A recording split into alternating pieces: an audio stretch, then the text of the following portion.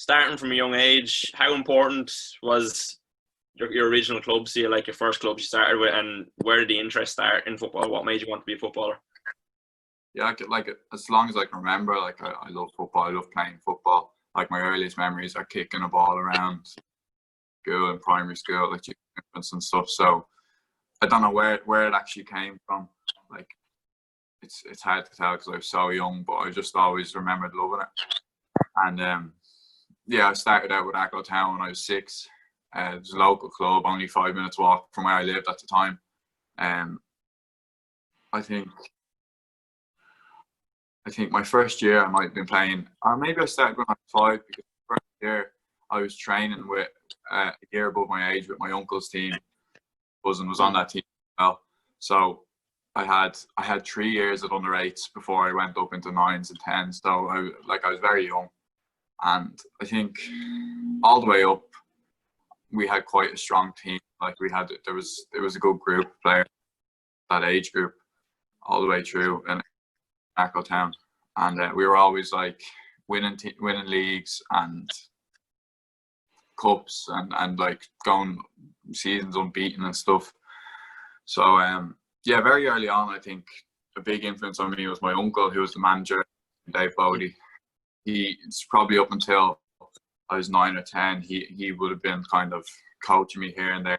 I had a few others, and then I think the next big influence would have been Lar Matthew, who came in when I think we might have been 9 or 10 at the time. Ages ago now, but he came in and took over our group. We had such a strong group of players that, like, under a good coach, would develop into good players. So came in. It was like almost as if he brought a bit of professionalism to the group. I know it's kind of a bit off age, but he was very meticulous and quite like he had his piece, and I learned a lot from him, a lot of the basics, a lot of the ball work.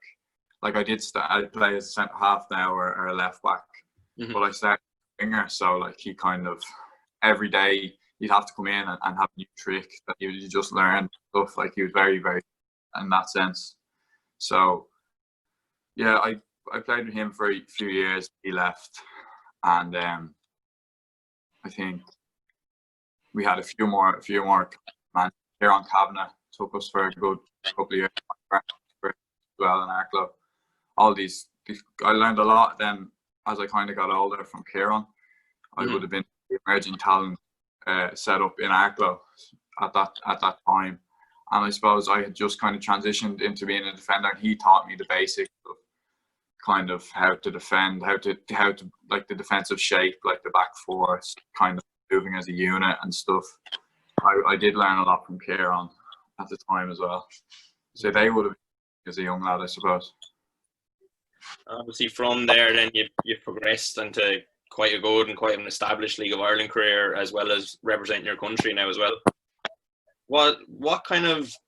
Notice it's hard to pinpoint specifics at times, and it may not be down to one specific thing. But as a young player growing up, playing with Ackle Town, playing through the ages, what kind of things did you put into your training sessions or into your daily practice that got you to that level, that allowed you to compete at that level? I think I suppose I never really accepted. I knew what my levels were, and I always tried to reach those levels. Obviously, some days I have an off day and to do about it, but I think just in training, I always tried to train hard, and I'm quite a competitive person. So, like, if you're playing a 7-a-side in training, I'd always want to be on the winning team. It's a good trait for any kind of young lad. Even when you're younger, they tell you, "Oh, it's not competitive; it's a bit of fun." But just that's a trait I have as a person, just that I want to win. So I think that probably drove me on a bit to kind of always try reach new levels in my profession. And I was always at home, or even like out on the green kicking ball around. You know me, yeah. Always out on the green kicking a ball around, or up against the wall if there was no one around. I suppose I did. I loved football, and that alongside kind of the graft and like always wanting to improve myself. I think that's really what helped the most as a young. Yeah, though I know myself, even from that stage, some of the matches on them greens are worse than up in Arcatown. But there obviously, so around that time, like you're playing with Arcatown, there's maybe sniffs coming around. You know, you're probably one of the better players in the squad. You know that this may be an achievable thing for you, that potentially a career could happen in football. Was there ever a moment that it clicked and you kind of thought, yes, this is what I'm doing. I'm good enough to do this. I can make it as a professional. It's hard to pinpoint it. Like I did have, when I was after the Kennedy Cup, so I was probably 30, I went to Joey's in Sallynoggin for about a month, and it just didn't work for me. I wasn't enjoying it. I wasn't playing well, and I came back then, and that set me back, like confidence. That kind of took me another couple of years. Probably when I was 16 and I started getting into the Leinster Senior League team, playing against at a good standard. Like the Leinster Senior League is a great standard. I think we were in the second highest division at the time, and we nearly got promoted the year I kind of broke through. But I was 16. I was playing with good players who've had careers in the league, playing against some very good players. Like, for example, Glenn Crowe was playing for St. Mockbils at the time. He's almost the highest scorer of all time in the League of Ireland. Yeah. And kind of once I kind of was against these sort of lads, these players, they were men. I was slight, but I put in the work to be at their level. And once I realised I was at that level and maybe could go beyond it, I was 16. I was kind of going for trials with Leinster schools at the time, and I always thought, I'm playing Leinster Senior League and other guys are playing underage League of Ireland, or they're playing in the top ESL division in under 17, 8, whatever groups at the time. And I always thought I might be below that level. Then once I was doing trials with all these players, I realised I wasn't at all. So that's probably it. I could go on. Very good, very good.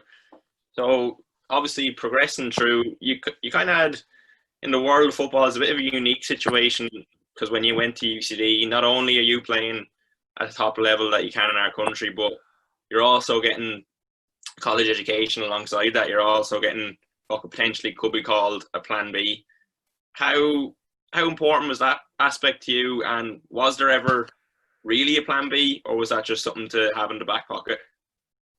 Yeah, definitely. Like I had originally planned to study Irish and geography, and I had originally planned to go, as I was going in, to probably do another 2 years and do a teaching master's after that. So I spent 3 years in UCD, and I had planned to spend 5. Like I always like wanted to do well, and I knew I had a chance and stuff. But definitely, going into UCD, I didn't think I was going. I thought I was going to come out with a master's rather than an undergraduate kind of, and leaving after 3 and play professionally. So yeah, there was kind of, I did always think that about a plan B. Yeah. Lynn, can I just jump in on that one? And we might be skipping ahead a little bit. Do you think anything specifically that you maybe learned, not necessarily in the course, but from being a student, would have helped in the soccer world? Yeah, definitely. I think it helped me grow up. Being at the time going to college, I was going up there on my own. I know I was on the scholarship system, so we were privileged in a way. We got accommodation on campus, and we were always like looked after in that sort of sense. But I had to teach myself how to cook, how to look at myself, how to do my own washing, stuff I hadn't done as a kid. And I suppose you mature as a player and a person when you go to college. Like, and the way UCD kind of, the way they play and stuff, it really helped mature me as a player, and we were given confidence from the manager to go and play whatever way we wanted, and yeah, it definitely helped. Yeah, brilliant. It's a unique situation that a lot of players have found themselves in, but you've been in that environment for, like you said, the 3 years. Talk to us a little bit about like some of the moments that happened. So obviously one of the years, which is probably the highlight of your career with them specific 3 years, was your promotion from the first division. What was that season kind of like as a whole? Like, how important was that to you? Yeah, that was probably the best season I've had to date. Like, you know, we were a very young team. I think I was 19, 18, 19. I think I was 19 at the time. I was 18 for most of the season, and I was 19 just before we won the league. So, like, the average age of the squad was probably 20, 21. It was such a young group, and we all did so well.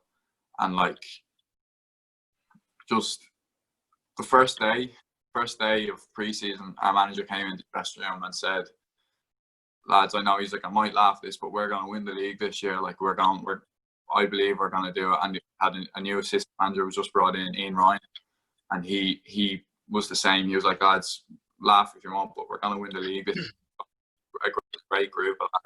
We've got a good plan." And there's not that year. The previous year, Waterford had pumped money into the first division and had gone straight back up to the Premier. And the year before, Limerick did the same. Like, they won by a big margin, maybe 12, 15 points.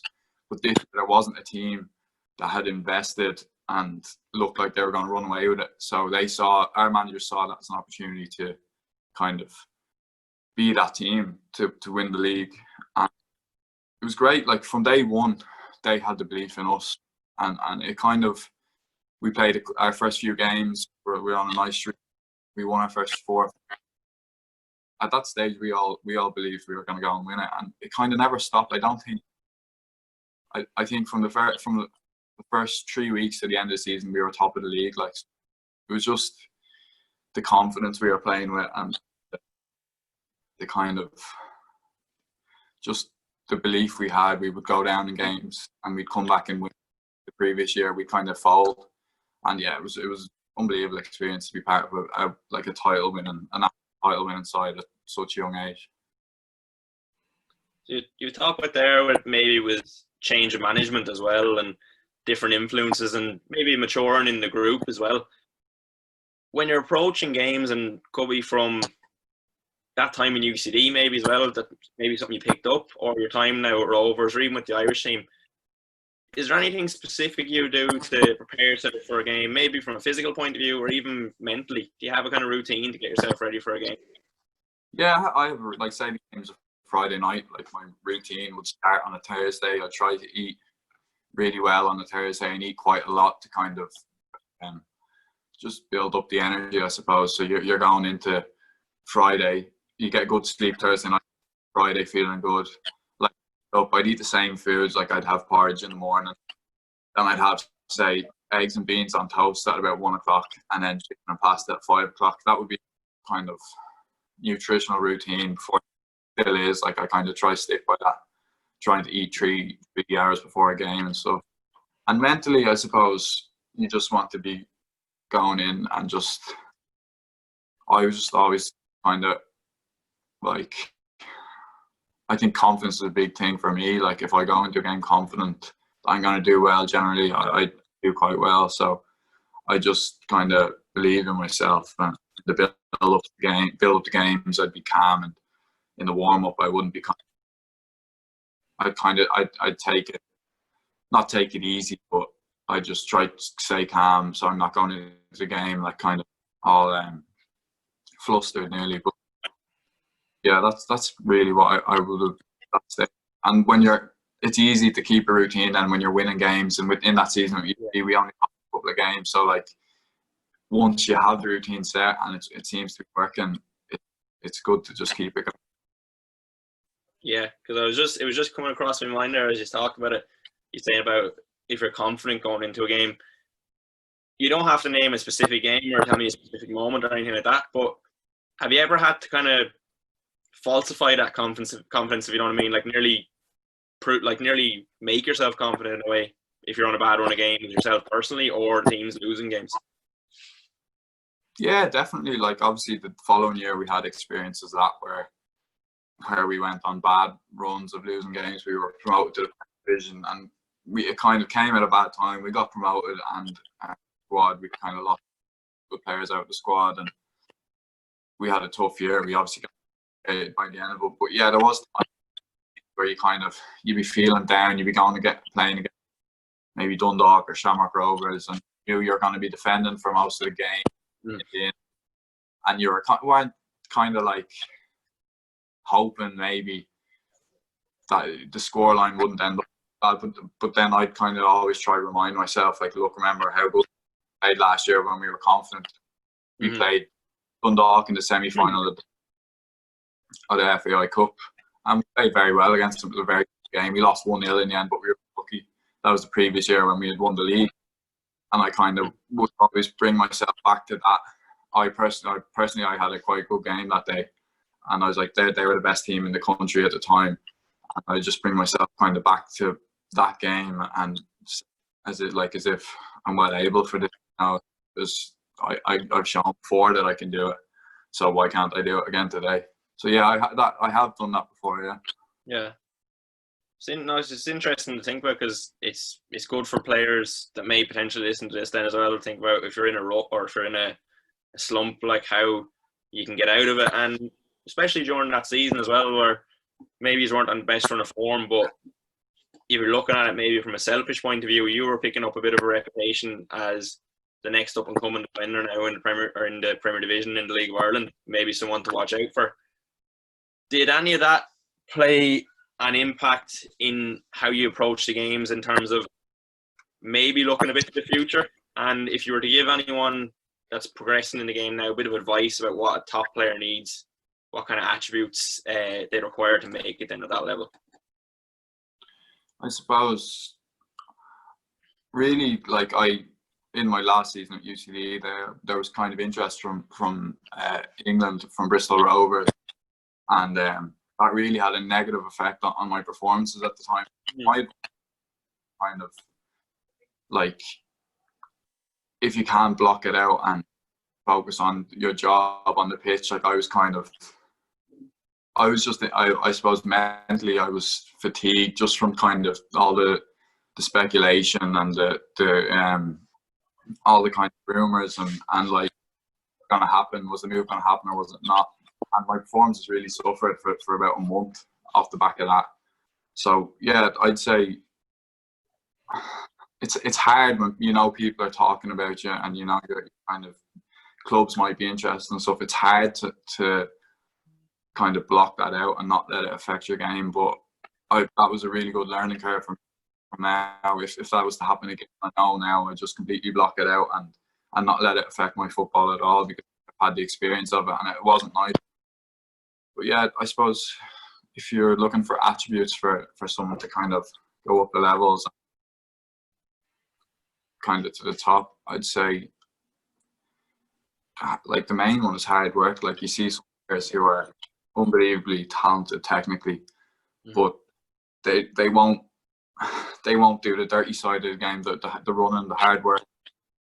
And for a manager, it's very hard to put them into their team, because maybe you could concede a goal or two off the back and not working hard. Or I think the main one is hard work, and you need to put time into practice whatever you have to practice. Like, as a defender, like, a lot of it is like reading the game and shape and kind of like defending certain scenarios, like defending crosses, defending like one-on-one. And you have to be on the training ground even after training, getting someone to come with you and dribble at your ball, like shadow them and you have to spend so much time just practicing all these things to get better at them. And that's, I suppose, what I'm doing now, like, because I'm playing time now and I have nothing else. Like, while I was in UCD, I had a degree to focus on and stuff, but now I'm kind of 100% on my improving my game, all aspects of my game that I can. So yeah. Liam, just come back to something you said earlier, and then relating to Mick's question. You said you were always competitive, even growing up at a really young age, and I don't know if Mick could agree. Maybe it's something we see now in the underage leagues where sometimes it doesn't hurt players enough to lose. Do you think that's important? I mean, it should hurt, shouldn't it? Oh, definitely. Like, without a doubt. Like, if it should, you should, like, it would affect me for a couple of days, maybe like the whole week. Say if I lost on a Friday night, I'd go home in a mood, I'd wake up then in a mood, and take me a few hours Saturday morning, like, to kind of get back to myself, you know, because at the end of the day, that's what you're there to do. You're there to win games. You're there to perform. If you're not doing that, it can be frustrating at times. So, like, yeah, definitely. I don't see how it couldn't hurt you to lose, you know. But me personally, that's kind of the attitude I have towards it, and especially with UCD, you know, last year where we were losing consistently, like week after week, it hurt me a lot. Hurt my confidence. I know there wasn't like I don't on the team that wasn't hurting from it. But yeah, maybe in younger teams and younger age groups that it might not. But I think the older you get, the more you learn how it hurts to lose, I suppose. Just kind of going on from the last little bit you were talking about as well, and I know from kind of having small conversations with you about this as well before, and kind of interesting after your last statement on it as well. There was a kind of famous one, and I don't know how much stock to put into it as well, but there was a famous one of you going to Manchester City there during your time at UCD. You were saying about blocking out Bristol Rovers and all that. What was that experience like? And in terms of maybe having to say no to them, how difficult a decision was that for you? Yeah, well, that's not true. I never said no to them. I never was offered anything. It came out in, I'm not sure who wrote it. It was in a paper or something that I had said no to go and play senior football somewhere. You know, like fair. Maybe I would have if I did get. I'm not sure. I wasn't in that position though. Basically, I went over there on a 2 or 3 day trial because I was doing well at UCD at the time. And I was spotted by their Irish scout, and I enjoyed the trial. Was an unbelievable experience, and it actually, I think, that helped my confidence a lot. That trial, playing with the best young players, and like seeing the setup and kind of having that sort of, like players with that pedigree, kind of. It just, I think, that helped my confidence a lot. But I never actually got an offer from them. I suppose I was 20 at the time, and looking at maybe if they were going to sign me, it would be on a 1 year, 2 year kind of thing with 23s, and it just nothing ever came. You know, like I really enjoyed it, but I think that had a positive effect on my confidence. Where the Bristol Rovers thing, I had stopped playing for UCD for a couple of weeks because, from my point of view, the deal was done, but obviously from their point of view, it wasn't. And there was so much speculation, and different people were saying different things, and I think that's what hurt my confidence more. You know? Yeah. So a lot of hearing for that is don't believe what you read in the papers. So going from that and that experience, obviously picking up your confidence and things like that, and I said knowing you before, like you're normally a confident player then as well. Maybe the biggest confidence boost you could possibly have got at that time, obviously around your time at UCD, was the phone call from Stephen Kenny. You're included in the Irish 21s team. You're in the Irish squad. Every young boy's dream around this country to achieve. How important was that to you? And what maybe initial feeling did you get when you received that call that you've been called into the squad? Yeah, it was like, it's hard to put into words, you know. It's like an unbelievable kind of ecstasy. Like you don't. I know I'm so lucky in that position to be in these squads. There's only a certain amount to be playing players who play in the Premier League and in the Championship. Like there's good young players in that squad that are doing really well, and like I'm a part of that squad. I've been included in every one, so it's unbelievable. And last season with UCD, when maybe the football at UCD was it was tough to take losing, I used to look at those trips as kind of a chance to get away from that and be part of a brilliant group of players.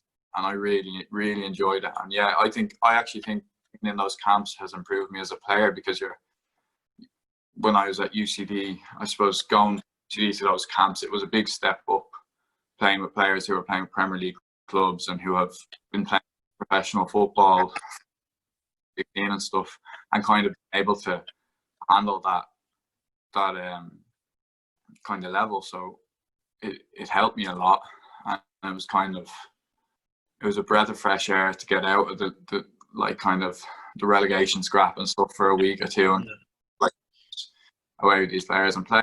Like I played some top teams like Italy and Mexico and stuff. So is it like, yeah, it's hard to put into words how proud I am of that, I suppose.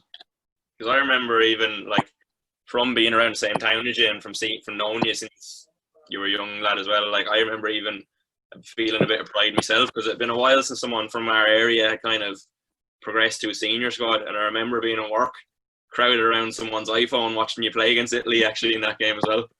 But I say it's like you said, it's an amazing achievement for you to have, and I think from that as well, from playing in such a successful Ireland team as well, was a big help probably for you as well because of how good you have performed within them camps and within them group stages of the Euros and the qualifiers as well. Yeah, definitely. Like that, it's the under-21s have never actually qualified for the European Championship.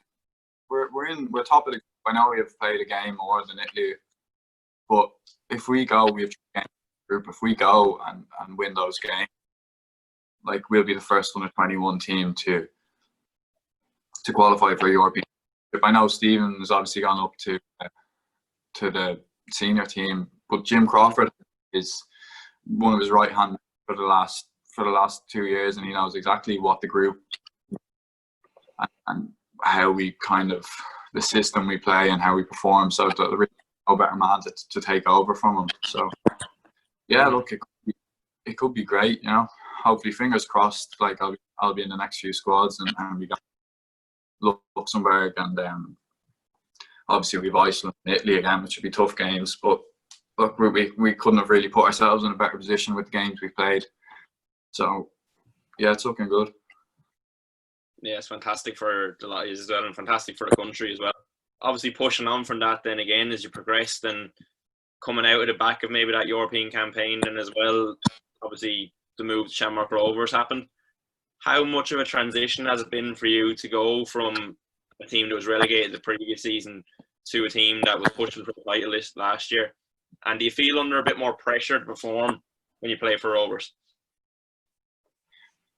Yeah, like it was a tough transition. Like I think the toughest part of it was part-time football at UCD, on a Monday night and a Wednesday night and playing Friday, training pretty much every day. You'd have 1 or 2 days off a week, and like double session some days. Like the physical side of getting myself up to that kind of, it took a few weeks, but once I got that, I got the physical kind of fitness and the levels required to train every day.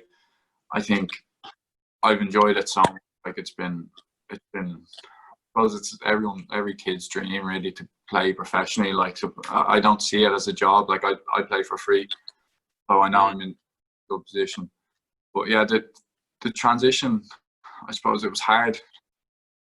I knew like technically I was at the level I'd be well able for it, but just getting kind of my body physically prepared to train every day and train at high stuff that a while. Yeah, brilliant. I say it's been going from strength to strength for you now as well from the performances you put in.